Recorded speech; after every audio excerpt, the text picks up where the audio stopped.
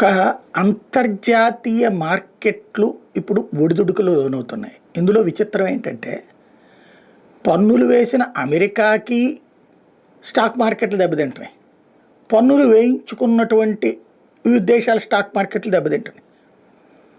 China, Bharat, Japan, Germany, European, America అన్నిట్లలో. అదేంటి, ఈ భారతదేశంతో పాటుగా ఈ దేశాలన్నిటి మీద పన్నులేస్తే దీనివల్ల ఆదాయం పెరుగుతుందని చెప్పి అమెరికా వాళ్ళు సంతోషపడి అక్కడ స్టాక్ మార్కెట్లు పెరగాలి కదా, కానీ స్టాక్ మార్కెట్లు కోల్తున్నాయి. అదే సందర్భంలో అమెరికా వేసిన ఈ పన్నుల కారణంగా ఈ ఇతర దేశాలు ఏవైతే దాదాపు 50 దేశాల దాకా ఉన్నాయో వీళ్ళందరికీ సంబంధించి ఈ పన్నులు ఎక్కువ అవుతాయని వీళ్ళు అమెరికాకి అమ్మడం మానేసి వీళ్ళ దేశంలో లేకపోతే ఇతర దేశాలతో వ్యాపారం పెంచుకుని వీళ్ళు లాభపడచ్చు కదా, తద్వారా ఇక్కడ బాగుపడాలి కదా. కాదు, ఇక్కడ స్టాక్ మార్కెట్లు కోలుతున్నాయి. ఇది ఒక ఫ్లక్సేషన్ క్రియేషన్, ఒక అభద్రతాభావ సృష్టితో ఆధారపడి ఉంటుంది. కొన్ని రోజుల పాటు ఈ గందరగోళానికి కారణమయ్యేటటువంటి విషయం ఇక్కడ ఏంటంటే, అమెరికా తన దేశ ప్రయోజనాలు తను చూసుకుంది. అక్కడ గొడవలు చేసేవాళ్ళు యాంటీ ట్రంప్ శక్తులు తప్పించి వాస్తవం మాట్లాడేవాళ్ళు కాదు. ఇప్పుడు మనం చైనా మీద సుంకాలు వేసాం, అట్లాగే ఇతర దేశాలు ఏవైతే మనల్ని ఇబ్బంది పెడుతున్నాయో వాటి మీద ఎక్కువగానే వసూలు చేస్తున్నాం. అమెరికా మీద కూడా 100% పన్నులు వేసామని కదా చెప్పింది అమెరికా. అంటే ఏంటి, మన దేశంలో ఉన్న కంపెనీలు బాగుపడటానికి మనం ఇతర దేశాల ఉత్పత్తుల మీద ఎక్కువ పన్ను వేసాం.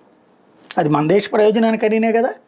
తద్వారా ఏమైంది, ఆయా వస్తువులు ఫర్ ఎగ్జాంపుల్ ఈజీగా చెప్పాలంటే ఓ 10 లక్షల రూపాయల్లో ఇక్కడ ఒక కారు ఉంది అమెరికా వాడిది, ఇక్కడికి తీసుకొస్తే అది 20 లక్షలు అవుతుంది.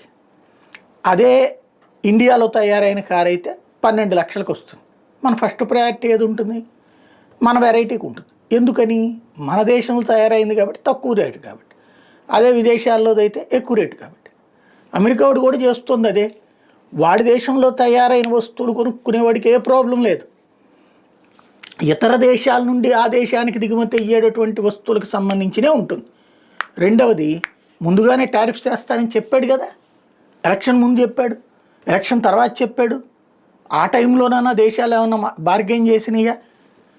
పెద్ద పట్టించుకోలేదు, ఏం చేస్తాడులే అని పన్నులు వేసిన దగ్గర నుంచి రచ్చ చేస్తున్నారు. పిచ్చోడంట, తిక్కలోడంట, ఏందో మాట్లాడేస్తారు, ఏదేదో రాసేస్తారు, ఏమైనా మాట్లాడేసుకోవచ్చు. అడిగేవాడు లేదు, చెప్పేవాడు లేడు. సమస్యలా 4 రోజుల సమస్య ఉంటుంది, దాంతో అమెరికా కూరుకుపోతుంది. ఏడకి పోతారు అమెరికా కూరుకుపోతే? జనం అందరూ వచ్చేసి ఆఫ్ఘనిస్తాన్లో ఏమైనా బతుకుతారా ఏంది, లేకపోతే పాకిస్తాన్ వెళ్ళి బతుకుతారా? ఇలాంటి సంక్షోభాలు ఎన్ని ఫేస్ చేయలేదు. అది సంక్షోభం ఎందుకు అవుతుంది?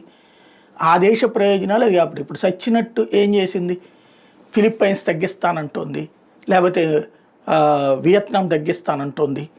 ఇట్లాగా అన్ని దేశాలు తగ్గించడానికి రెడీ అవుతున్నాయి కదా. ఇప్పటిదాకా అమెరికా వాడు పట్టించుకోవట్లేదు కాబట్టి వాడి వస్తువుల మీద ఎక్కువ రేట్ వేశారు, ట్యాక్స్ వేశారు. ఇప్పుడు టారిఫ్స్ విధించిన తర్వాత తగ్గిస్తున్నారు. అంటే అది బార్గెనింగ్లో వాడు గెలిచినట్టే కదా. కానీ ఈలోపు అమెరికాలో చేస్తున్నటువంటి రచ్చ మామూలు రచ్చ కాదు, అదే ఫ్యాబ్రికేటెడ్.